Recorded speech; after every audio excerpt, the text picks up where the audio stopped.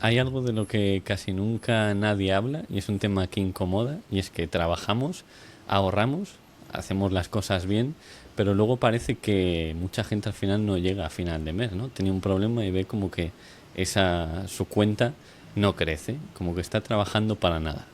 Entonces, hoy vamos a hablar un poco de el sistema financiero actual, de si está roto o no y si tiene alguna solución. En tu caso, Javier, ¿cómo lo ves? A ver, claro, esto es un problema que no es que haya salido de la noche a la mañana, es un problema que se viene acumulando durante décadas, un problema que quizá podemos poner como inicio después de la Segunda Guerra Mundial, ¿no? Que se establecen unas normas, unas reglas para todos, donde Estados Unidos lidera. 1971 se rompe el patrón oro. Si vemos las gráficas, pues tenemos un crecimiento de la deuda más o menos lineal hasta ese momento. Desde ese momento se dispara muchísimo hasta el año 2001, primero con la crisis de las .com y luego en el 2008. Y a partir de ahí, bueno, pues con el COVID ya ha sido tremendo, ¿no? Entonces, ¿qué pasa? Que yo creo que es un sistema que tiene una vida, una duración y hemos nacido, nuestra generación, en los años 70, en los años 80, hemos vivido la última etapa de expansión de ese modelo en un entorno razonablemente sano y ahora estamos viendo pues cómo entra en declive. Entonces estamos viendo una degradación, un deterioro institucional de la moneda, de las democracias, de lo que consideramos pues el orden social. Y claro, eso tiene implicaciones en la vida de todos, pues como que la gente más joven no puede comprarse una vivienda, porque ha habido precisamente una concentración de esa deuda en activos que han preservado ese valor a lo largo del tiempo. Se ha traído dinero del futuro y ese dinero del futuro al final lo tienen que pagar los que estamos en el presente. Entonces yo creo que no es sostenible en el sentido de que hemos llegado a un techo, a un nivel de endeudamiento donde se rompe o se sobrepasa una línea y esa línea empieza a impactar ya en esa unidad de cuenta que es la moneda, la unidad que utilizamos, el euro, el dólar, las divisas fiduciarias. Y eso es lo que está pasando ahora, ¿no? Que ya por mucho que expandas esa deuda o tires el balón hacia adelante, el impacto que tiene en nuestro día a día ya es evidente para todos, ¿no? Entonces, pues hay un deterioro gradual, que yo creo que además tiende a acelerarse, tiende a salir o reflejarse en conflictos tanto internos, sociales, políticos, incluso religiosos. Se mezcla mucho a nivel también geopolítico todo lo que está pasando. Y bueno, es algo que la humanidad ha vivido, ¿no? Entonces, bueno, pues hay que verlo como un fenómeno interesante y adaptarse lo mejor posible a este entorno. Joder, yo creo que no habría, vamos a decir, mejor introducción, Javier, de lo que vamos a hablar hoy al final de este elefante. Por poner un poco en contexto, al final Javier Pastor es una de las voces más reconocidas del ecosistema cripto en España y también yo creo que parte de Latinoamérica. Trabaja en Bit2Me y lleva años explicando el Bitcoin, el blockchain y vamos a decir todo este ecosistema, cómo va cambiando y cómo cambia también la manera en la que estamos viendo este mundo, el mundo financiero. En este caso, Javier, ¿tú cómo le explicarías a un niño de 10 años ahora mismo de por qué hoy alguien debería de preocuparse por el sistema financiero? Pues fíjate, a mí las temáticas que me llevaron a preocuparme por aprender más sobre Bitcoin, ¿no? Y sobre toda la industria de los criptoactivos fue precisamente la historia. La historia yo creo que, bueno, hay una frase que todos conocemos que es la historia no se repite pero rima. Y cuando te vas a siglos anteriores ves que precisamente hay un auge y hay una caída, ¿no? Y que a veces intentamos dar explicaciones sencillas o simplificadas a problemas sistémicos. Entonces, ¿qué nos ocurre, yo creo, como sociedad, como individuos, que creemos todos, y yo creo que esto le ha pasado a la humanidad en todos los momentos de la historia, creemos que estamos en el cenit de la civilización, ¿no? Que somos los más listos y que a nosotros no nos va a pasar lo que le pasó a los tontos que vivían en el pasado. Bueno, pues yo creo que no, que hay que hacer zoom out, hay que alejarse, hay que ver el contexto, y hay que irse a las bases del sistema, ¿no? Y una de ellas, sin lugar a dudas, es la moneda, es el dinero, es la preservación de capital, es la propiedad privada, ¿no? Es un conjunto de todo eso y no me refiero solamente a una porque yo creo que Bitcoin puede ser analizado desde diferentes ángulos en ese sentido, no solamente lo vemos como una alternativa monetaria, sino como una infraestructura, como una nueva forma de propiedad privada, ¿no? Hay un libro de Clara García que estuvimos en la presentación y que ella lo explica de esta forma. Incluso Álvaro de María habla de micrópolis, habla de la caída del Estado gracias a una propiedad inconfiscable. Por lo tanto, tenemos que ver primero en qué momento del ciclo, del contexto macro a nivel histórico, social, político, económico nos encontramos, incluso filosófico te diría, ¿no? Y con la visita del Papa este fin de semana, pues ahí también ha habido chispas en ese sentido. Entonces, claro, yo creo que nos encontramos a las puertas de cambios pues muy profundos en lo que hemos conocido hasta ahora, en lo que entendíamos que era el capitalismo industrial basado en democracias liberales y que estamos pasando a otra cosa totalmente nueva, ¿no? Entonces, en esta transición, yo le diría a la gente, a mi juicio, mi forma de verlo es, creo que los modelos de preservación de riqueza que han servido en el siglo XX y principios del XXI, tipo la vivienda o inversión en acciones o incluso el oro, creo que van a quedar obsoletas frente a otras formas de preservar riqueza en esta transición, ¿no? Yo creo que va a ser una transición muy brusca, muy potente, muy profunda, que no va a ser inmediata, va a ser gradual y va a tener sus subidas y bajadas, como estamos viendo ahora con el precio de Bitcoin, pero que lo vamos a vivir. Y creo que Bitcoin es una de las herramientas sin duda mejor posicionadas por cómo está construido, por cómo está conceptuado para transicionar en este entorno. Entonces, bueno, eso es un poco lo que le diría a la gente, que se preocupe por aprender Bitcoin si creen que estamos a las puertas de un cambio porque les puede beneficiar, ¿no? Yo cuando estaba escuchándote, estaba diciendo, primero, a ver cómo supero esto, porque vamos, primero supero en términos de, por supuesto, siempre te lo he dicho, que me pareces, Javier, una de las personas que mejor habla de economía y que se te entiende perfectamente. Y también superarlo en, bueno, a ver cómo le ponemos a este escenario un lacito, ¿no? Yo me acuerdo, no es la última vez que hablamos, porque últimamente nos encontramos en todos lados, pero la primera vez casi que hablamos fue justo en la presentación del libro de Clara, en la que hablamos de que me dijiste básicamente, me voy a comprar un terreno y una escopeta y me voy para ahí, ¿no? Pero bueno, a mí me gusta buscar esa isla donde vamos a poder vivir en el futuro, cómo será esa isla, primero a qué aspirar, ¿no? Porque si nos pide remar, dice, aprende Bitcoin, es como empieza a nadar, o sea, se aprende a nadar, etcétera. ¿Para dónde, no? ¿Para dónde vamos a nadar? ¿Tú qué opinas que va a ser la siguiente parada deseable? A ver, la verdad es que no lo sé. Yo lo que veo en el corto medio plazo es pues eso, una degradación del modelo institucional, ¿no? Veo tensiones sociales que van a ir creciendo por choque. Por ejemplo, lo vemos en Reino Unido, ¿no? En Francia, temas migratorios, creo que también van a poner su granito de arena, su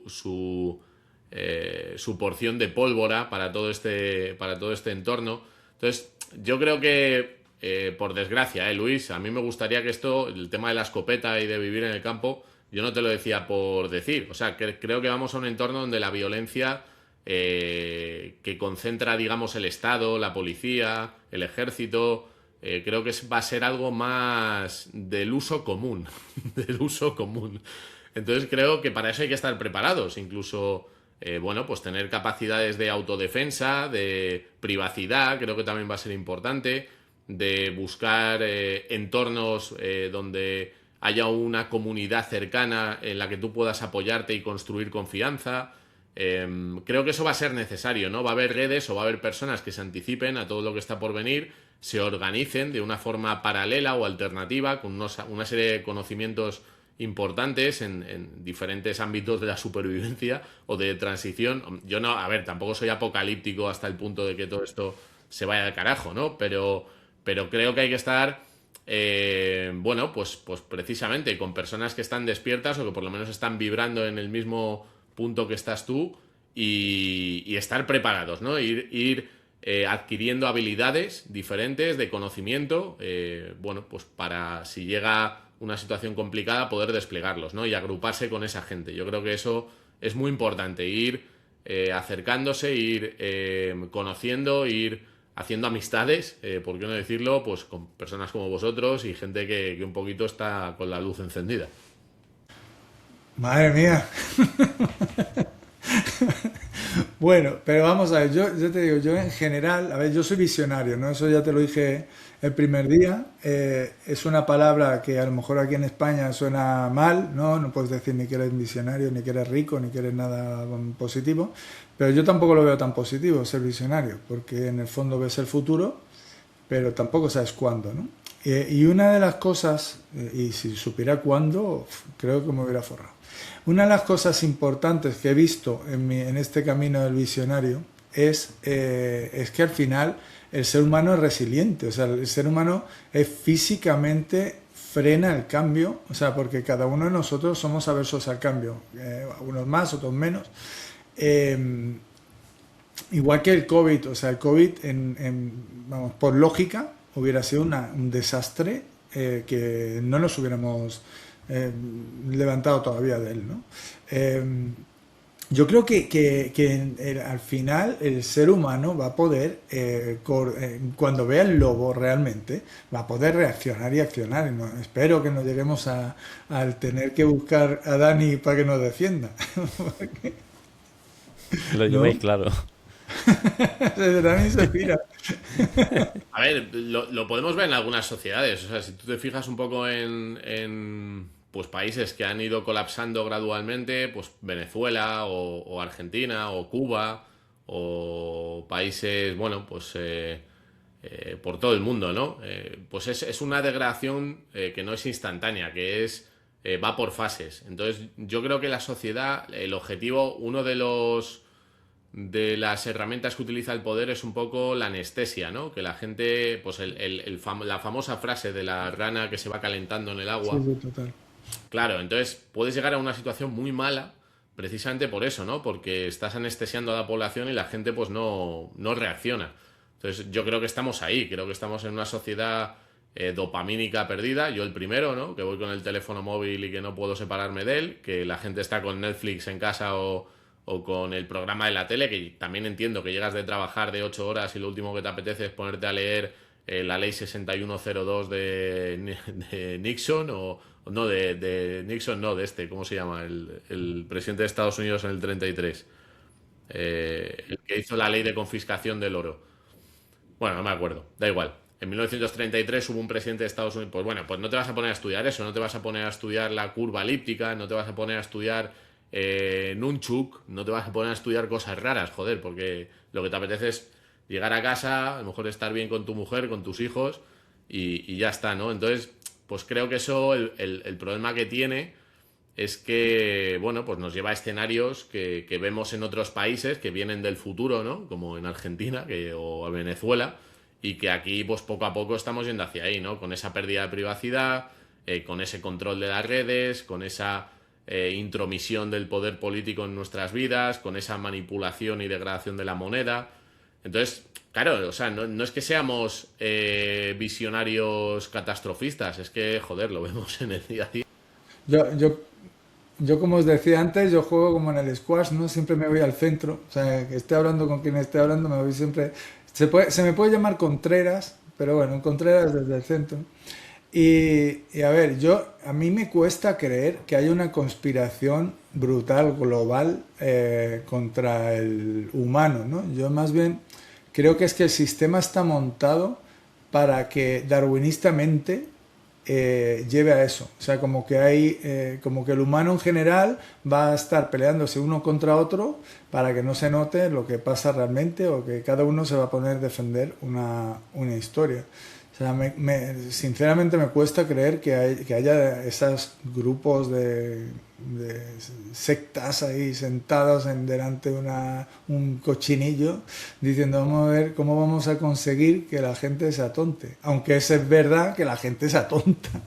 O sea, Más sencillo y más básico que eso, es la naturaleza humana. O sea, incluso si hablamos de Bitcoin, yo creo que un patrón Bitcoin o un sistema monetario basado, pues eso, en la transparencia, que sea auditable, no resolvería el problema de la acumulación de riqueza. O sea, yo creo que la humanidad siempre va a ser desigual. O sea, nunca va a haber una igualdad a pesar de que usemos un sistema monetario más justo, más transparente, menos corrupto. ¿Por qué? Pues porque el ser humano por naturaleza, o hay una parte enorme de seres humanos que, bueno, pues buscan poder, buscan acumular riqueza, y ese es el camino, ¿no? A establecerse como una élite en la sociedad que sea, en el sistema fiat, en el oro o con Bitcoin, ¿no?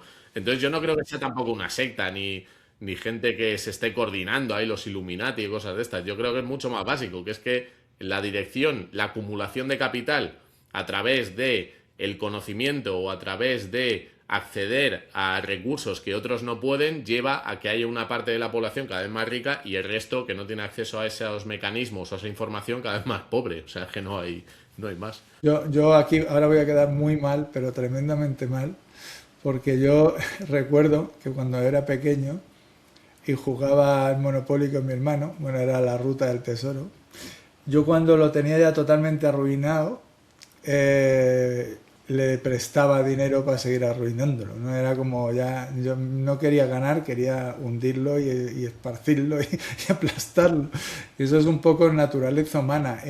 Yo siempre he dicho que al final el dinero genera sinergias, o sea, el tener dinero hace que ganes más dinero. O sea, si tú tienes 1 millón, es mucho más fácil ganar otro. Eso es una frase hecha, pero al final genera sinergias y quizás políticamente incorrecto decir que eso habría que equilibrarlo impositivamente, ¿no crees?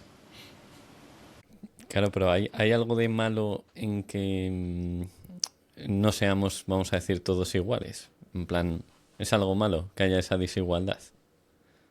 A ver, si nos vamos a la base de entrada, sabemos que el sistema fiat en el que nos encontramos ahora, ¿no? De emisión monetaria, bancos centrales, gobiernos, bancos comerciales, al final es totalmente arbitrario, ¿no? En muy pocas manos tienes la decisión de emitir, de crear más dinero a voluntad y también decidir a quién se lo entregas. Joder, entonces ya está viciado de origen. A mí me dicen, no, esto es capitalismo. No, hombre, esto es cronicapitalismo de amiguetes estatales y corporativos. O sea, esto es un modelo pues que es así, ¿no? Entonces, ya digo, que no, o sea, por un lado está la naturaleza humana y por otro lado estamos en un sistema viciado, heredado pues de la era industrial, ¿no? De hace 2 días, como quien dice. Entonces yo creo que estamos en una fase todavía civilizatoria súper temprana, a pesar de tener teléfonos móviles o tener ya satélites o de tener submarinos, me da igual. O sea, yo creo que todavía a la humanidad le queda muchísimo, ¿no? Y que el sistema monetario, creo que el trabajo, de hecho, ¿no? El trabajo va a ser algo que antropológicamente nos ha acompañado durante milenios, ¿no? Y se va a terminar. Yo creo que vamos a tener que redefinir qué somos como personas, ¿no? Porque tú a la gente cuando la conoces lo primero que le preguntas es cómo te llamas y lo segundo es a qué te dedicas, básicamente, o si estás casado, ¿no? Va en ese orden. Entonces, si ya no te vas a dedicar a algo en concreto porque va a haber una tecnología que lo hace mejor que tú en el 95% de los casos dentro de nada, dentro de 5, 10, 15, 20 años, me da igual, eso va a suceder, pues la humanidad está ante un cambio también antropológico, ¿no? Entonces, pues ahí el sistema fiduciario, el sistema fiat montado para extraer riqueza de la gente que trabaja, que se levanta, que va a su puesto de trabajo cada día, pues tampoco va a ser el modelo. Vamos a tener que ir a otro modelo. ¿A cuál? Pues no lo sé, ingreso mínimo vital o yo qué sé, no tengo ni idea. Hombre, yo creo que, bueno, ingreso mínimo vital o algo así, sustituto es impepinable. De lo que hay, o sea, si el sistema funcionara bien, el que tenemos, podría funcionar. Quiero decir, estamos hablando de que se reparte mal el dinero, que se emite dinero cuando uno le da la gana, etcétera, etcétera. Si se hiciera bien, podría ser que no hiciera falta Bitcoin, etcétera, etcétera. Pues la pregunta de Luis es que ¿cómo sería hacerlo bien? No sé, tú eres el que ha dicho que está mal. No, o sea, quiero decir, el sistema está mal, pero yo entiendo que hagan las cosas que hacen. O sea, por ejemplo, si hay una pandemia y tienes a todo el mundo encerrado en casa, pues yo entiendo que haya un cheque que le envías a las familias para que puedan seguir comprando en el supermercado, porque si no van a la Casa Blanca o a la donde sea y te ensartan en un pincho, joder. Entonces tienes que seguir imprimiendo dinero aunque no haya un respaldo económico detrás manteniendo esa emisión. Entonces, pero bueno, es una herramienta tan digamos, poderosa, golosa y también política, ¿no? Porque también te sirve para financiar voluntades políticas y comprar votos, literalmente. Entonces, eso es un sistema viciado, joder. Si tú tienes el poder de la emisión monetaria y puedes comprar, se llena en la boca de democracia y tú puedes comprar miles de votos. Si tienes 10 millones de jubilados en España y sabes que te van a votar, si le subes 50 euros la pensión al mes, pues te da lo mismo. O sea, lo haces y sigues teniendo el apoyo de la gente para que te vote como democracia, ¿no? Entonces, creo que es un sistema que tiene muchos defectos. También creo que gracias a él hemos vivido un desarrollo muy importante y que no había otro modelo ni otro sistema mejor que implementar en ese momento, ¿no? El oro es un dinero duro, pero es un dinero que te obliga a depender de terceros. Te obliga a utilizar una infraestructura, una custodia, un transporte y una escalabilidad limitados. Entonces el oro no te sirve, tienes que confiar en terceros. Y justamente es lo que Bitcoin resuelve, yo creo, ¿no? Un modelo en el que no tengas que depender de terceros para poder tomar decisiones económicas y poder transferir valor de un punto A a un punto B. Y eso yo creo que es mucho más profundo de lo que la gente se imagina. Hombre, yo como economista, desde el primer día que vi Bitcoin y su estructura y todo eso, es evidente que vale como patrón, llámelo patrón oro, como quieras llamarlo, o sea, porque al final es finito y va a estar estable, o sea, cuando termine de emitirse, etcétera.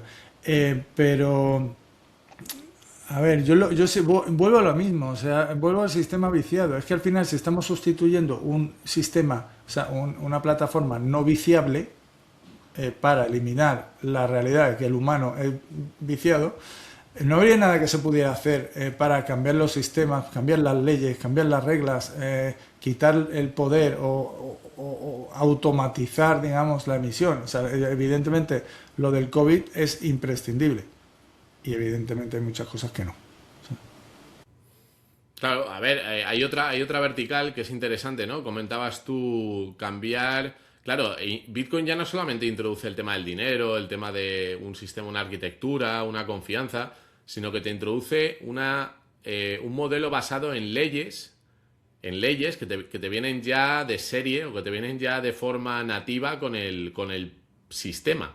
Entonces dices, claro, ¿cómo funcionamos a día de hoy desde el punto de vista del derecho? Bueno, pues tenemos unas democracias, vamos a votar cada 4 años, ponemos un papel ahí, hay unas listas cerradas, se eligen entre ellos y del Parlamento salen las leyes que a ellos les interesa y los ciudadanos no participamos en nada. En este caso habría un cambio en ese sentido también, porque estaríamos trabajando bajo las leyes del código, de un código que no depende del poder político, que no depende de la ignorancia o del conocimiento que tenga la población a la hora de ir a poner una papeleta dentro de una urna, ¿no? Entonces, claro, es un cambio también en la forma de organización social y de creencia compartida de algo que es bueno para todos, que serían precisamente las leyes que marca ese código y que tú sabes que arbitrariamente ninguno de estos tipos te puede cambiar. Entonces eso también es importante, ¿no? La resistencia a terceros, que también y también de dónde emana ese código, de dónde emana esa ley, ¿no? Que sería de la adopción voluntaria de todos los ciudadanos del mundo, no de un país, que quieran participar en una red que funciona a través del ciberespacio, de un nuevo dominio. Entonces, claro, eso a mí me parece un salto civilizatorio. Pero la gente todavía está pues escuchando lo que dice Pedro Sánchez o Feijóo. Pues bueno, pues para adelante. ¿Qué hubiese pasado en un sistema como el que comentas, en casos catastróficos como el COVID o terremotos, erupciones volcánicas? ¿Cómo se soluciona o qué soluciones se plantearía? Pues a ver, Bitcoin no soluciona todo, ni muchísimo menos. O sea, yo creo que el sistema fiat, a pesar de todo lo viciado que está, de lo que comento de la intoxicación política, para momentos como los que vivimos en el COVID, bueno, pues sí que te permite alargar ese sistema viciado. En un sistema basado en Bitcoin, donde los individuos sean soberanos, donde no haya una entidad central que puede arbitrariamente quitar valor a esos ciudadanos, pues sería un problema. Pero hay una tesis que a mí me gusta, que es la que comenta Álvaro de María en el libro de Micrópolis, este segundo que ha sacado, que son precisamente esas ciudades llamadas micrópolis, ¿no? Que tendrían un contrato con un estado, estados en decadencia, que es lo que estamos viendo, con una serie de condiciones de protección, de seguridad, pero también de posibilidad de ser independientes a la hora de tomar decisiones con los fondos que tenga esa micrópolis, esa mini ciudad, esa ciudadela, que serían las señorías italianas en el siglo XV-XVI, pues sería un poco el mismo concepto, ¿no? Tener un poco las leyes que quieras aplicar dentro de esa micrópolis, llegando a un acuerdo con un Estado y pagando a ese Estado, teniendo un sistema de multifirma para que en determinadas situaciones o casos, bueno, pues esos Bitcoin pues se puedan mover, se puedan utilizar para diferentes cosas, ¿no? O en diferentes momentos o circunstancias. Entonces, claro, arbitraria, aquí lo que le quitas es la arbitrariedad del uso del dinero, y eso te lleva a consecuencias también, y es que no podría solucionar a lo mejor problemas de la gente, pero también creo que en un patrón Bitcoin, si se tiende a apreciar con el tiempo el dinero, es deflacionario por naturaleza, la gente haría una gestión y un uso y un entendimiento diferente de la acumulación de Bitcoin, ¿no? Que hacemos con el fiat, quiero decir, porque con el fiat hay pues una sensación de gasto inmediato, de endeudamiento, de adelantar dinero del futuro hacia el presente, y creo que si tuviéramos un dinero mejor, tenderíamos a preservarlo, a ahorrarlo, y estaríamos más preparados como individuos, como sociedad, con una educación, evidentemente, para afrontar momentos pues como el de la pandemia u otros, y no depender del poder político para que nos salvase, ¿no? Luego va a haber irresponsables en todo modelo y en todo momento. Entonces, yo creo que los irresponsables pues tienen que pagar su irresponsabilidad, no la tienen que pagar el resto de la sociedad tampoco, ¿no? A mí me tirar la toalla con la democracia, pero vamos, meterla en un pozo y cerrar el pozo. O sea, al final, si nosotros estamos diciendo que en el sistema nuevo perfecto vamos a formar a la gente para que al final la gente no se quede, a lo mejor podríamos hacerlo ahora. Como sabes, no sé si te he hablado ya de la osmocracia. No te he hablado de la osmocracia. Pues la osmocracia es un sistema, bueno, si conoces algo de Osmotic, es el tema de hacer colaborativamente llegar a opiniones, ¿no? En equipo, en grupo, etcétera, ¿no? Entonces la osmocracia sería que el que decida tiene que haber pasado antes por un proceso de haber hablado con alguien que opina lo contrario en un tema, ¿no? O sea, si yo hablo yo soy anti-Bitcoin, imagínate, pues hablo contigo y bueno, tenemos una conversación y al final hemos llegado a un acuerdo cada uno. A lo mejor tú sigues con lo tuyo, yo con lo mío, pero por lo menos tenemos ya derecho a opinar. Porque ya hemos pasado el ejercicio pues de haber, pues eso, tenido una discusión osmótica. Si eso se trasladara a toda la demos, al final tendríamos un pueblo con el que se podría elegir gente honrada, gente que no fuera arbitraria, etcétera. A ver, yo creo que en todos los modelos, no sé si estáis de acuerdo, hay ganadores y perdedores. O sea, yo defiendo Bitcoin porque, ¿qué cojones? Yo también gano si gana Bitcoin. O sea, no soy idiota. Los incentivos están totalmente alineados para que yo defienda esa posición y defienda los valores de Bitcoin. Pero evidentemente habría perdedores, ¿no? Que son los que controlan la emisión monetaria y los que ahora mismo tienen un poco esa filosofía keynesianista o keynesiana, ¿no? Del uso del dinero.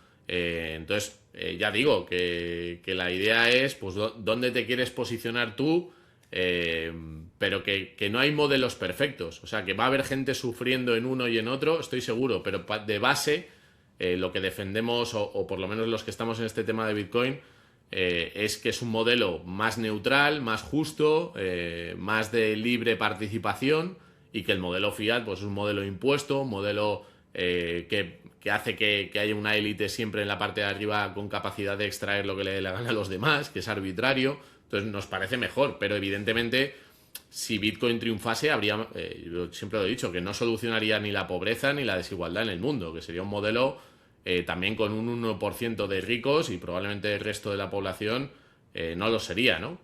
Pero bueno. Bueno, habría toda una economía sobre ello, no sería que Bitcoin... Probablemente. Pero que la desigualdad yo creo que no tiene...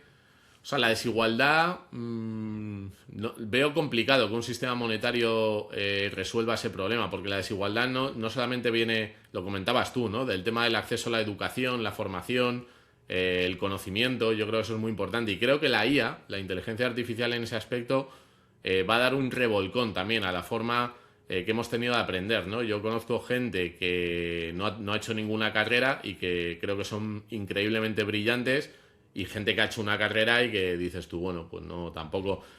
que esto no quita para que haya gente que haya hecho carreras que sean brillantes, pero lo que quiero decir es que sin tener ahora una carrera, a lo mejor con el acceso a la información y al conocimiento que tienes gracias a la IA, vas a poder especializarte y profundizar en temas mucho más rápidos y ser mucho más competitivo que con una formación tradicional, ¿no? Estatal, de la universidad, del instituto, del máster, de no sé qué.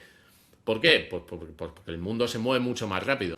Claro, es que justo es eso. Es que una carrera antes era de 5 kilómetros y ahora la misma carrera son 100 metros, porque pasan tantas cosas, hay que actualizarse tanto y te vale para tan poco tiempo lo que has estudiado, que el diferencial de tenerla o no tenerla es mucho más pequeño. Cuando encima vamos a vivir más años teóricamente, yo creo que yo no, porque estoy más quemado que la pipa un hippie, pero que vamos a vivir más años, vamos a tener más años de aprendizaje, más años de trabajo, más años de jubilación o vacaciones o como sea. Y eso por supuesto, la actitud de la persona al final va a ser el darwinismo del siglo XXII. Vamos, la actitud que tengas con respecto al cambio, el aprendizaje, la moneda, el Bitcoin, etcétera. Y en el fondo, lo que decía Dani antes, o sea, ¿en qué medida es bueno que todo el mundo sea igual? Pues a lo mejor este cambio de chip puede ser el calorazo del sapo o de la rana para que salte del agua, y la gente con actitud, la gente que dice, hostia, es que se puede saltar del agua, ¿no? Porque ahora mismo la sensación es que no se puede ir a ningún lado. Desde luego cuando escuchas, que he visto un post esta mañana, un vídeo que me ha aparecido ahí en X, de una presentadora, de una experta, hablando en La Sexta, sobre los recursos que hay que dedicar desde el sector público a la educación, ¿no? Porque si no hay un buen aire acondicionado o unos buenos recursos digitales en la clase, el profesor se desmotiva y no va a dar las clases igual de motivado, y los chavales van a abandonar los estudios cuando tengan 15 años y tal. Entonces, hombre, ahora mismo, si tú quisieras que la gente estuviera súper preparada, vamos, yo es que soy muy partidario de las tecnologías. Yo sé que hay mucha gente en contra de utilizar, por ejemplo, la inteligencia artificial o de enseñar Bitcoin en los institutos o cosas de este tipo, pero yo creo que marcaría la diferencia. O sea, que es que son herramientas con las que vamos a tener que vivir, para bien y para mal. Yo no digo que sea todo bueno, pero que transforman la forma en la que estamos aprendiendo e interactuando con el entorno, ¿no? Entonces, es pensar en modelos de mediados del siglo XX, con aulas que vienen desde Bismarck, porque fue el que se inventó las clases, ¿no? Modernas a través de los estados, para tener empleados en fábricas y gente obediente, al siglo XXI, pues hombre, a mí me parece que hay que ir evolucionando un poco, ¿no? Y la Entonces, superinflación también se la inventó. claro, bueno, sí, o sea, son modelos que, yo creo que están caducando, y entonces cuando tienes un declive en la moneda, en la institución, en la educación, incluso te diría en el arraigo, ¿no? Yo noto que la sociedad está como despegada, está como perdida, o sea, no sé, o sea, creo que estamos en un momento interesante de la historia, que seguro que ha pasado en el pasado de otras formas, pero bueno.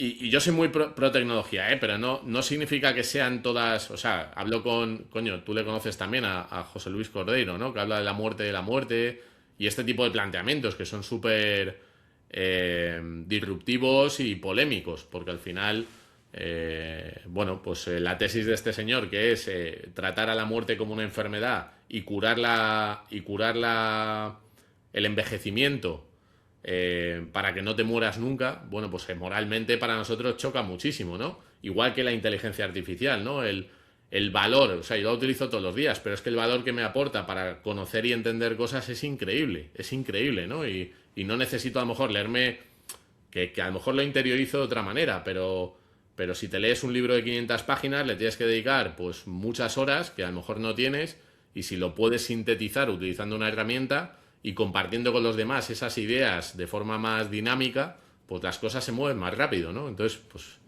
pues Me has tocado ahí con el sistema educativo, ¿no? Yo, hijo de madre profesora, padre así como medio profesor, monté la escuela de negocios Osmotic hace 8 años. me he metido en un charco. No, no, es que claro, yo el primer planteamiento cuando dije, a ver, quiero montar una escuela de negocios, ¿no? Y yo siempre empiezo de cómo debería ser, es el should be, ¿no? O sea, aquí lo pone, Business School es el should be, y me planteo y hago bueno, me parto el coco ahí bien partido y entonces analizo y digo, madre mía, es que el conocimiento fuera.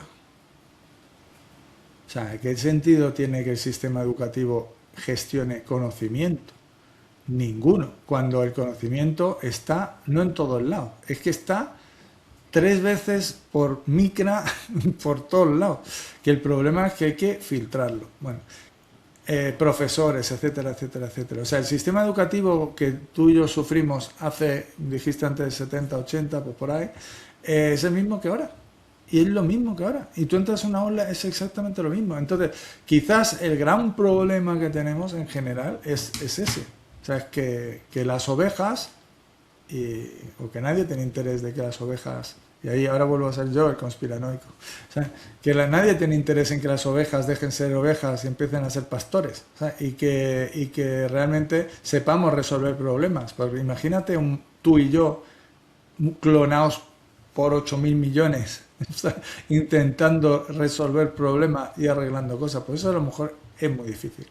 Y a lo mejor estamos llegando a un punto donde la tecnología sí que puede hacer que tú y yo montemos un Micrópolis con Dani y sí que tengamos pues un sistema que funcione, un estado virtual, digamos, que te puedas suscribir igual que te suscribes a Orange o Vodafone o Telefónica a tu servicio de telefonía y todo lo que pueda ser, que tal, pues igual a un Micrópolis de esto, no lo sé. Yo creo que tiene que ser. O sea, el sistema está realmente roto. Pues sí, a ver, el ciberespacio es ese dominio, ¿no? En el que se reconstruyen o se establecen relaciones sociales, de comunicación, de información, de conocimiento, que en otros dominios es muy complicado, ¿no? Entonces, yo creo que no se le pueden poner puertas al campo, que Internet pues abre oportunidades que hasta ahora no teníamos con el sistema educativo tradicional, pues esta charla, ¿no? O miles de podcasts o miles de personas que están haciendo contenido todos los días y que lo están compartiendo y que eso está llegando a través de diferentes canales, que no tiene que ser un canal arreglado a través de una universidad con unas temáticas que no te puede salir además del temario que te dice el Ministerio de Educación, pero ¿qué me estáis contando? ¿Sabes? Entonces, claro, ahora los profesores yo creo que también viven su época dorada, ¿no? Porque alguien que tenga ansia de saber, ansia de conocer y además de compartirlo, joder, es que no puede vivir en mejor momento de la historia, ¿no? Que ahora, porque no tiene límite. La capacidad que tienes de absorber conocimiento y de compartirlo. Y la gente que sea curiosa y la gente que tenga hambre de saber, pues ahora mismo es un momento increíble. Yo, volviendo a hablar de mi libro, yo acabo de terminar el máster de Legal Tech, al que llevo casos prácticos de startups a los alumnos. Y al final la curiosidad se despierta también, ¿eh? O sea, es verdad que hay gente que tiene curiosidad, como el PEUSEC, que lo mete debajo de agua y sigue teniendo curiosidad, pero el entorno hay que cambiarlo para que surja la curiosidad. El entorno hay que cambiarlo para que surja el querer salirse del jarabe en el que estamos ahora, en el jarabe que nada funciona. Está claro que siempre hay pioneros que se van a Bitcoin o se van a donde sea y ya está, pero no nos vamos a librar de cambiar el entorno, ¿eh? O sea, bien.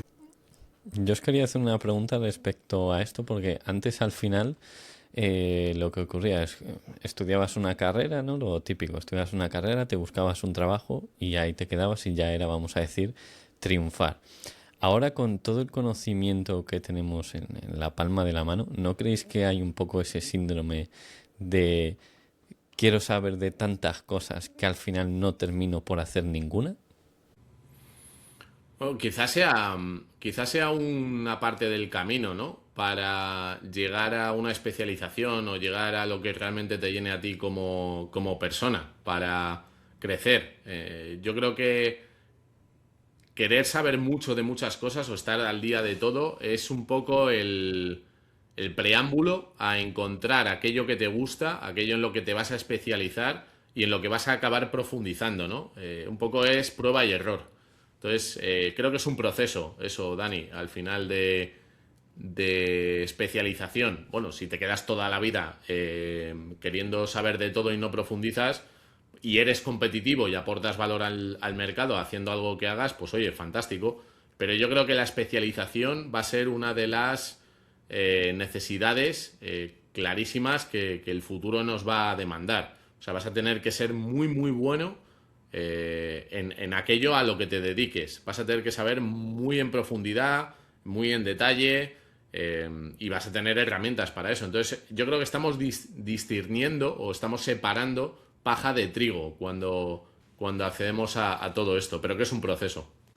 Yo creo, a ver, yo creo que al final sí, estaría muy bien ser muy experto en una cosa, pero no hay nada que esté separado de lo demás. O sea, antes podías ser experto de una cosa sin entender cómo engarzarlo con todo. O sea, porque al final todo es complejo ahora mismo. O sea, todo está volando y no hay nada que se quede parado y que tú puedas decir sacarlo. Yo cuando o sea, doy consejos a gente que viene de gran corporación y se queda ahí nadando en el paro, ¿sabes? Y empieza a buscarse, siempre ya es tarde quizás, pero antes lo que tienen que hacer por lo menos es aprender todo lo que saben todos con los que están tocando, porque ahora mismo las organizaciones medias cada vez van a ser más pequeñas, o sea, cada vez las grandes van a ser más pequeñas, las medianas van a ser más pequeñas, etcétera. Entonces, si tú quieres encontrar otro trabajo, más te vale saber más cosas, porque no vas a encontrar la pieza del puzzle.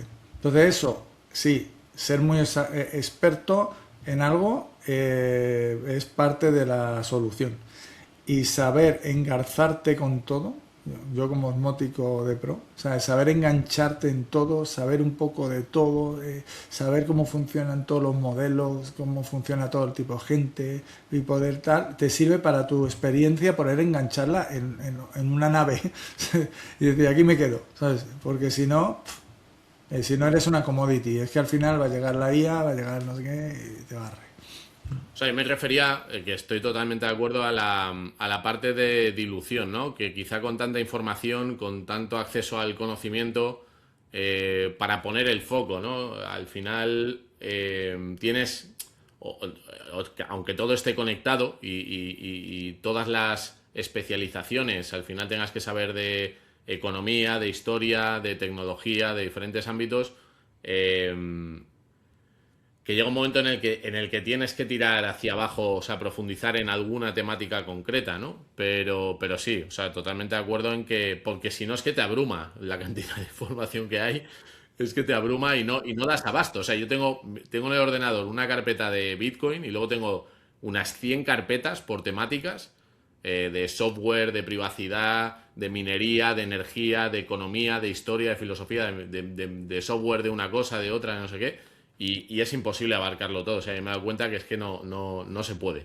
Puedes estar al día, No, pero no, y es que evoluciona a un ritmo el conocimiento de cualquier área que, vamos, yo cuando tengo alumnos jóvenes y les digo, los coches, mi padre se compró 3 R12 y no porque los chocara contra el primer árbol, sino que terminó el R12 cuando él ya se lo había gastado, compró otro porque le gustaba y compró otro. Ahora mismo el R12, bueno, eso es imposible.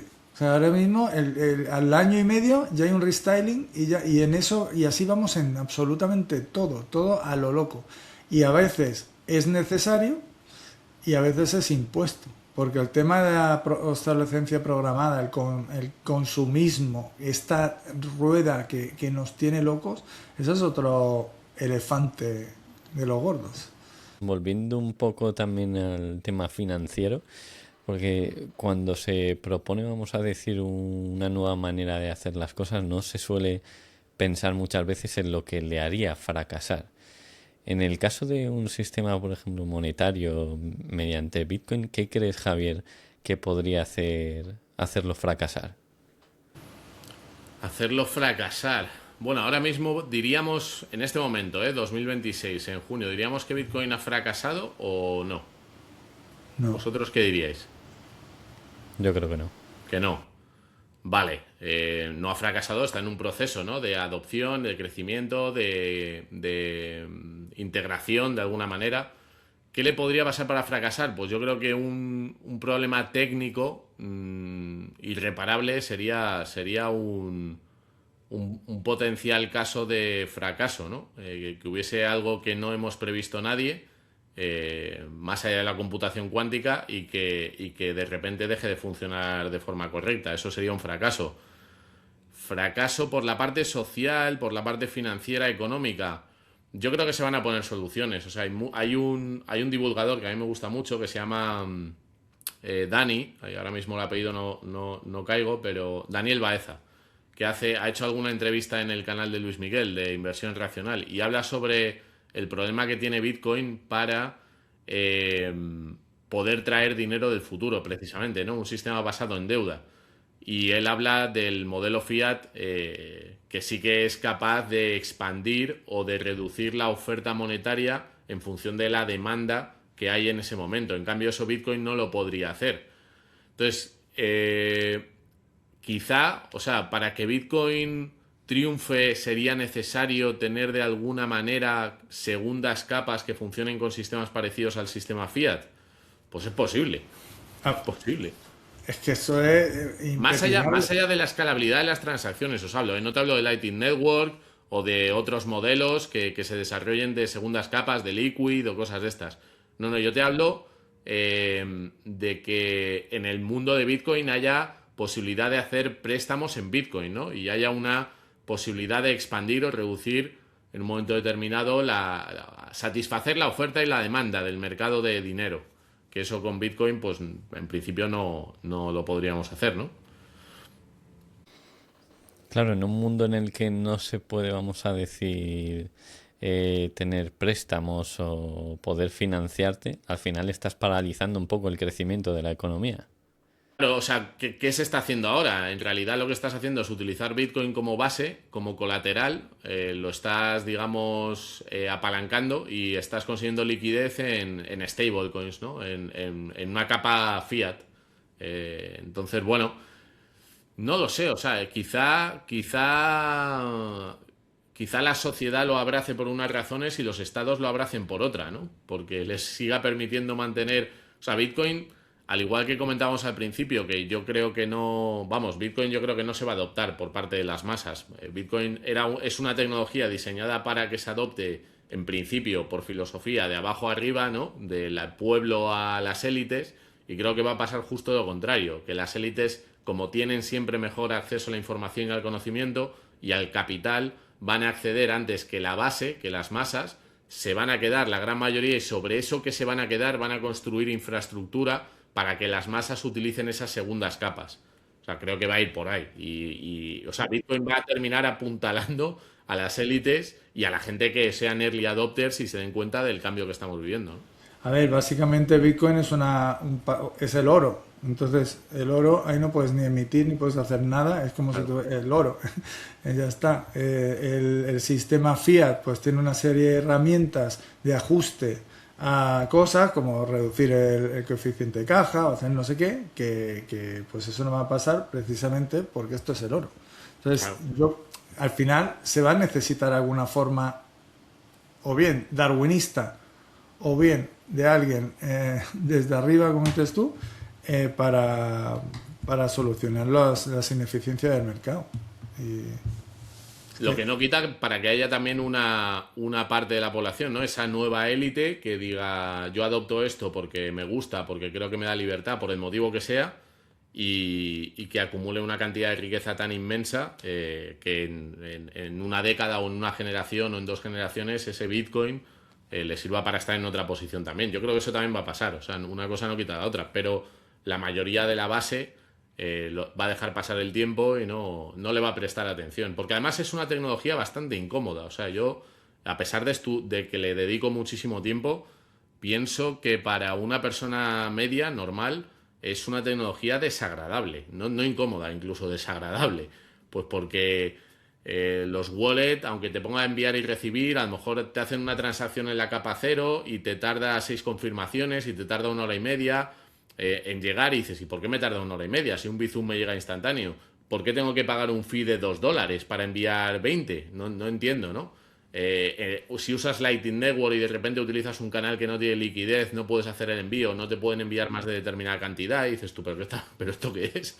Entonces, claro, tiene todavía, a día de hoy, una serie de fricciones a la hora de utilizarlo como un dinero alternativo, que cuando tú se lo explicas a la gente, joder, es que no entra. El otro día fui a hacer una charla a AFI y utilicé Sparrow y al conectarme al servidor, en la parte de abajo tiene como un botoncito que te conectas a la red.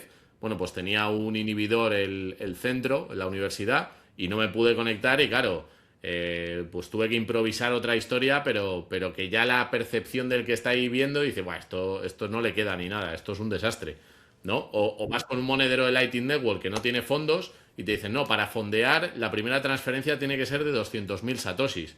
Entonces dices tú, joder, macho, es que así como quieres crear adopción, ¿no? Entonces, claro, yo creo que el problema es que es una tecnología muy inteligente desde el punto de vista de la propuesta, de la seguridad, de la descentralización, pero desde el punto de vista del usuario, pues empresas como la que estáis montando vosotros o empresas como Bit2Me, pues te facilitan un poquito esa entrada, ¿no? Esa primera fase o primer paso que incluso a través de una empresa como la vuestra o a través de Bit2Me hay gente que lo considerará difícil. Pues imagínate, imagínate. Cuando has dicho antes, Dani, fracaso, eh, y hemos respondido directamente no, diferentemente sí, claro, el problema es cuál es tu expectativa, o sea, cuál es el objetivo, o sea, es decir, ¿para qué quieres este tinglao? ¿Qué va a pintar? Yo, como siempre en el futuro, como las chicas de oro, en Sicilia 1905, pues igual.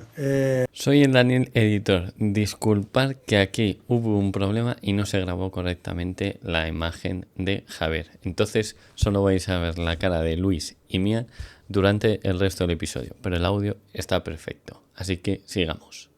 O sea, ¿para qué lo quieres? ¿Cuál es esa visión de futuro que se tiene? ¿Qué papel tiene Bitcoin dentro del sistema? Y entonces ahí es cuando podemos decir, ¿ha fracasado o no? Si lo queremos para montar en bici, pues ha fracasado. Claro, es una respuesta también subjetiva, si lo piensas. O sea, cada uno tendrá su expectativa de éxito y fracaso, ¿no? De Bitcoin. Yo creo que en sí fracasar no fracasa porque no te está prometiendo nada en la tecnología como tal, y tiene sus limitaciones y esas limitaciones las va a cumplir. Va a cumplir su promesa de limitación. O sea, yo efectivamente todo lo que se puede construir, o sea, lo que está construido, digamos, en el mundo fiat, a lo mejor no se le puede esperar a Bitcoin. Y ya está. Sí, porque hay una parte que la mayoría de, vamos a decir, de gente cripto, ¿no? Que pintan muy bien el tema de colateralizar tus activos, ignorarlo. Pero ostras, eso también lleva un riesgo enorme. Que la gente lo pinta muy bonito, pero si nos puedes contar, Javier, ¿qué riesgos hay al colateralizar tu Bitcoin o tus activos?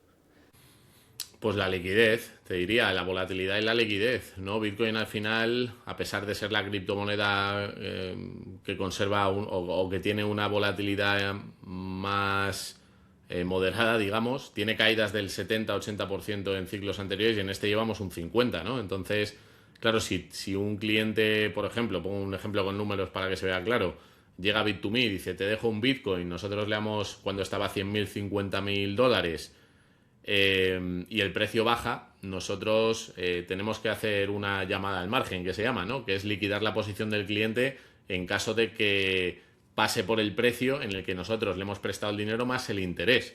Por lo tanto, si es un activo con una volatilidad importante, pues tiene riesgo de liquidación. Claro, elegir el buen momento para utilizarlo como colateral es imprescindible. Y si nos vamos a otros activos o activos, pues no lo sé, ahora mismo ahí está el tema de colateralizar. activos financieros que están que representan o que han emitido una SPV, ¿no? Una empresa de tokenización de activos inmobiliarios que tú puedes utilizar según el valor que tiene ese inmueble para conseguir liquidez. Bueno, pues yo creo que también estamos corriendo riesgos, porque si esa empresa tiene un problema financiero, contable o del tipo que o fallece el fundador, pues a ver qué pasa con la liquidez que había que había asignada a ese token y al precio que tenía ese inmueble, ¿no? Y así sucesivamente. O sea, creo que hay una infraestructura todavía muy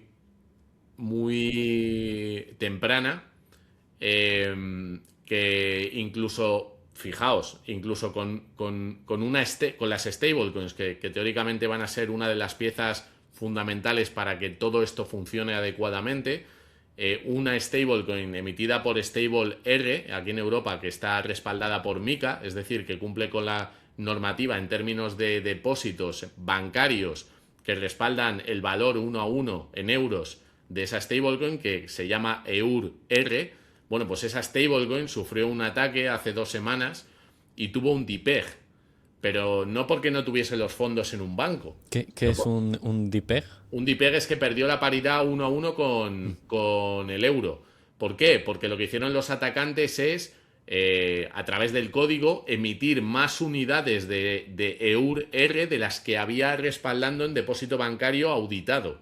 Entonces, ¿qué ocurre? Que la gente empezó a retirar esos EUR-R para cambiarlos por euros reales y no había suficiente liquidez. Y eso es un token stablecoin respaldado o auditado por MiCA, y entonces ahora la gente que tenía ese token ha perdido la paridad, y nosotros lo tenemos listado en Bit2Me. Yo, de hecho, tengo tokens de estos, del EUR-R, ¿no? Porque digo, bueno, de una parte en una stablecoin regulada que me genere un yield, una rentabilidad, y con este ataque que se ha hecho, pues no sé si recuperaré o no el valor que tienen en euros esos tokens. Por lo tanto, si pasa con monedas en stablecoins, con un marco regulatorio como MiCA, donde ya hay una definición específica de esos tokens, que son los EMT, los e-money token, hay un ataque desde fuera, se pierde la paridad, y la gente que tenía exposición a esa herramienta, que potencialmente puede ser usada en el ecosistema DeFi, en entornos o con activos colateralizados para pedirlo como préstamo, pues imagínate. Yo es que me estoy estresando porque mi visión... Os estoy. Pero no. Yo lo que le digo a todo el mundo es: esto es una tecnología experimental, es una tecnología nueva, que también, si sale bien, que en muchas ocasiones puede salir bien, pues puedes tener una ganancia enorme. Entonces, yo lo que les digo a la gente es: mira, en estos años he conocido a gente que tiene, pues, un patrimonio importante. Entonces, la gente que tiene un patrimonio importante, que dice: yo quiero mantener mi patrimonio, yo no quiero hacer aquí filigranas ni cosas extrañas. Entonces, dime lo más seguro, lo más estable y tal. Entonces, ese es un perfil de inversor. Luego tienes perfiles de inversores, pues gente joven que tiene, yo qué sé, vamos a poner 20.000 euros, y le dices, pues oye, pues si pones 2.000 euros en tienes un riesgo alto, pero también tienes un potencial enorme de que se multiplique por 2, por 3, por 5 tu inversión. Entonces, yo creo que hay que jugar con el riesgo también, con el patrimonio que uno tiene disponible y con su perspectiva de tiempo, ¿no? Entonces, pero bueno, os he puesto casos un poco chungos, pero que son realidad. Yo, cuando he dicho que me estresa, no es por lo que estás contando, sino porque mi visión va más, o sea, va más hacia que al final todos los activos van a ser digitales o digitalizables, y entonces vamos a intercambiarlos por ahí. Entonces, estas cosas que estamos hablando del Bitcoin se multiplican por tu tiempo, por el coche, la casa, la empresa, un startup que le haces una ICO, bueno, una ICO, haces bueno, es un crowdfunding o lo que sea, y al final esto es como un mundo de asteroides con un montón de activos digitales, que ya el Bitcoin está ahí abajo, en plan, yo soy el patrón, donde manda patrón no manda marinero. No sé qué, ¿sabes? Esto va a ser una locura, ¿eh? Sí, a ver, es un poco la idea, ¿no? Pues el tema de la tokenización. Yo no soy ahí tan experto, os digo la verdad, aunque lo sigo y escucho a mucha gente, o intento escuchar a gente que sabe un montón, ¿no? La parte regulatoria, la parte técnica. Pues hablé con Víctor, hablé con Felipe, me estuvieron contando también, y a mí me parece súper interesante y súper potente. y que las oportunidades están precisamente ahí, no están en comprarte ahora un piso en el barrio Salamanca, porque ya, pues, No, pero esto engarza muy bien con lo que decías antes de las comunidades, o sea, de juntarse con las escopetas, ¿no? Juntarse y ir compartiendo para reducir los riesgos bueno, gente que tienes alrededor, que al final vas intercambiando cosas o vas, sobre todo, intercambiando también conocimientos sobre diferentes cosas que hacer. O sea, yo en las comunidades lo veo total, ¿eh? O sea, lo que tú dijiste antes.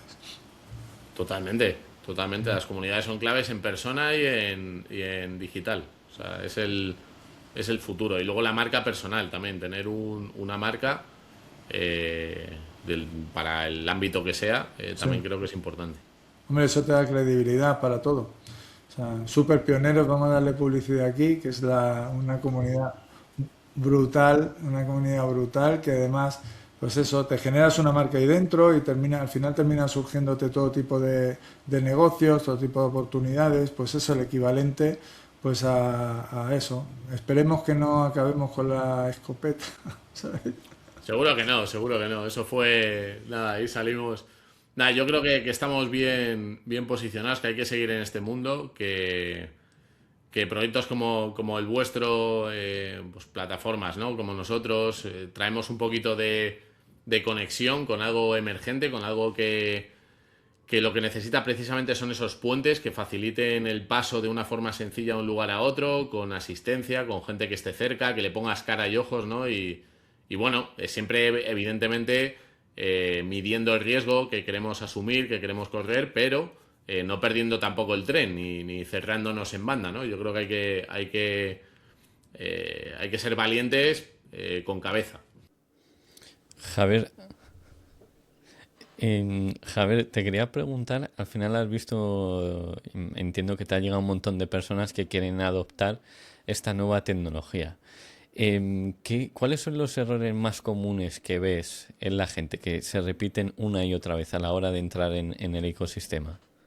Pues yo te diría, primero, no saber, o sea, te hablo primero de la gente que quiere comprar Bitcoin, por ejemplo, ¿no? No saber para qué lo quieren, o sea, no saber muy bien si es algo que quieren a medio o largo plazo, si es algo que quieren tener delegado en custodio de un tercero, como podría ser un exchange, si quieren aprender y quieren tenerlo ellos directamente.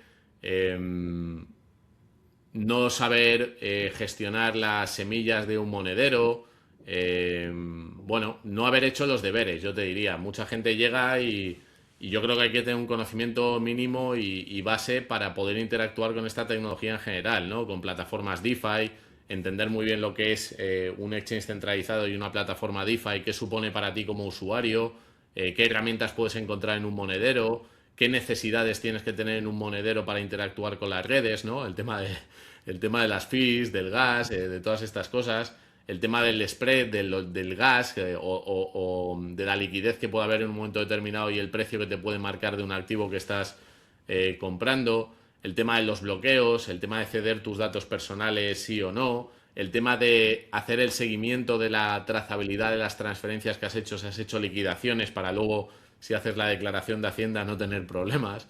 Bueno, es un tema, ¿no? Yo creo que lo primero es tener a alguien que te pueda ayudar. Yo creo que sobre todo dar los primeros pasos, tener claro un objetivo, decir, oye, yo quiero llegar hasta aquí, ¿qué tengo que hacer? ¿Con quién tengo que hablar? ¿O quién me puede ayudar para llegar esquivando los baches que todo el mundo, pues de una forma o de otra, tenemos que afrontar cuando empezamos en esto, ¿no?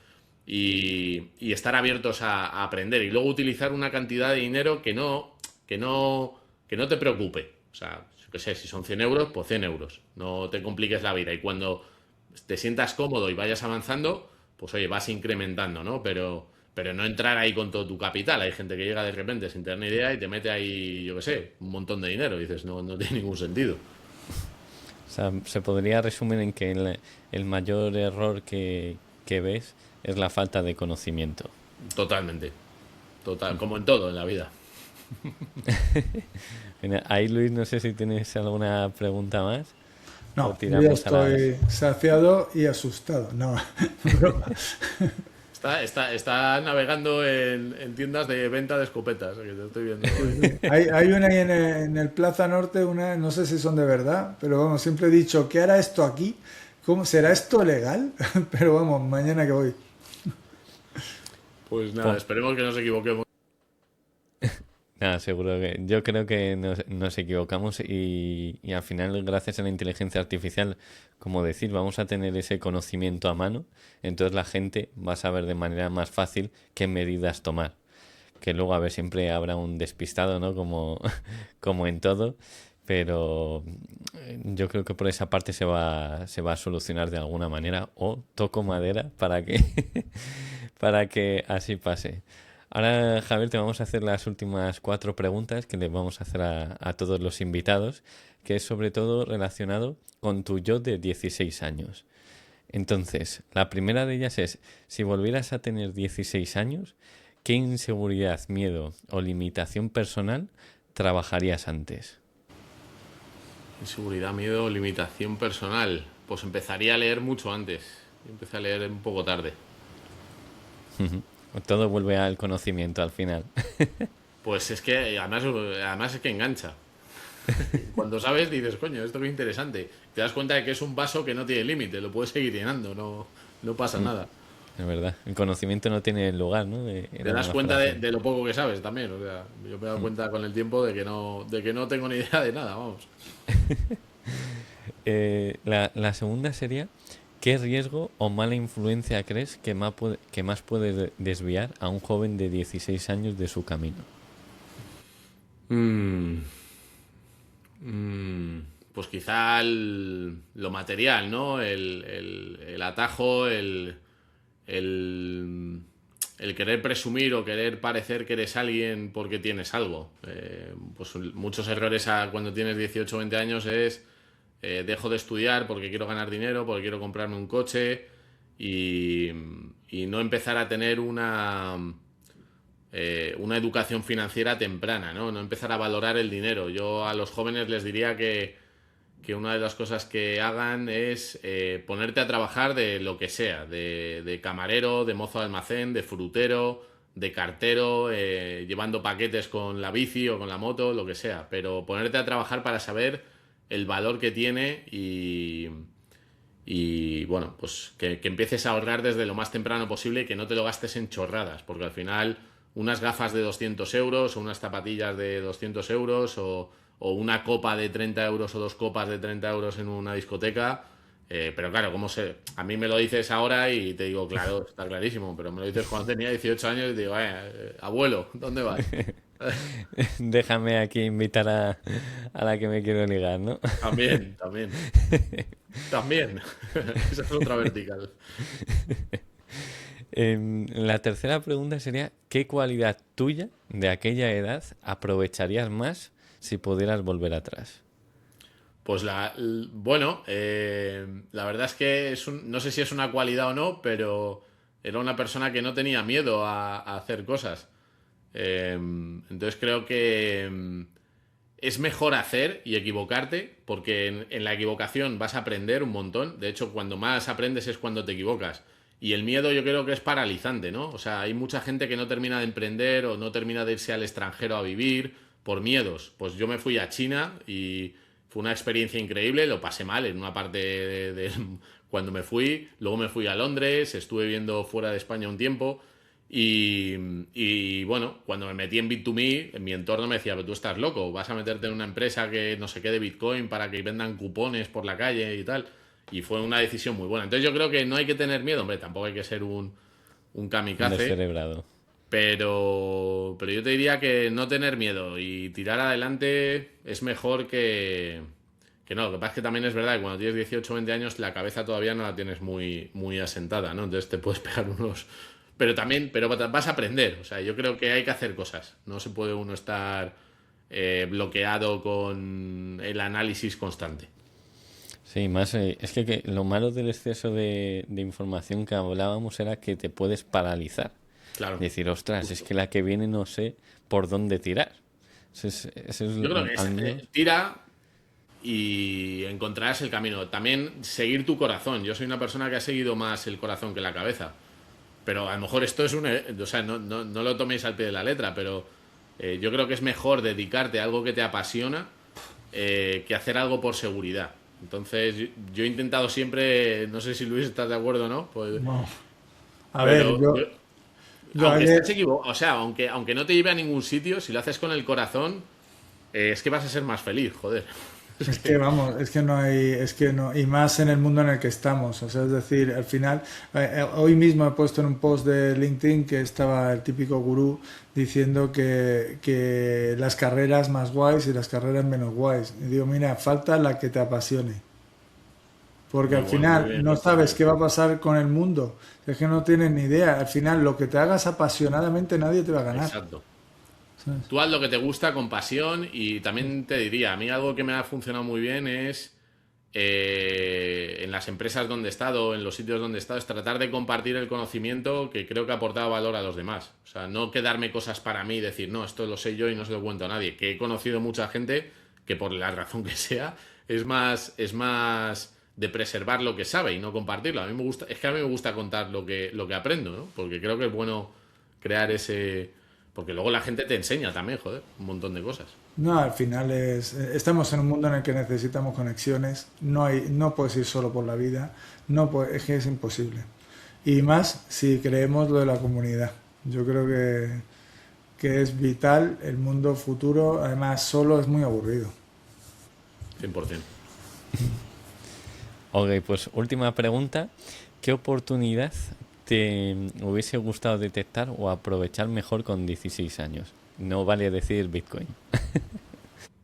¿Qué oportunidad me hubiese gustado detectar con 16 años? Mm, buena pregunta. Mm, bueno, quizá, hombre, no sé si una oportunidad o no. Quizá si volviese a tener 16 años, aparte de lo que he hecho, el tema de salir fuera de España, el tema de Bitcoin, las empresas que he estado, habría seguido haciendo más deporte, ¿no? Porque tuve un parón ahí de actividad física y creo que el tema de mente sane, corpore sano, es totalmente cierto. Yo, los momentos donde he sido más feliz en mi vida ha coincidido también donde más deporte he hecho, donde más me he cuidado físicamente, ¿no? Entonces, con 16, 18 tuve ahí una época de salir, de fiesta, pero bueno, como es normal en esas edades. Pero el deporte, joder, el deporte que ahora cuando tienes 40, vosotros no porque sois muy jóvenes, pero uno ya cuando tiene 40 ya no puede a veces jugar al fútbol o algunas cosas y lo echas mucho de menos. Yo lo echo de menos. Entonces, que haría mucho más deporte de forma continua, ¿no? Desde los 16 hasta toda la vida. A mí hay una frase que me gusta mucho y que la descubrí hace poco. Es algo así como cuando de salud estás bien tienes como muchos problemas, ¿no?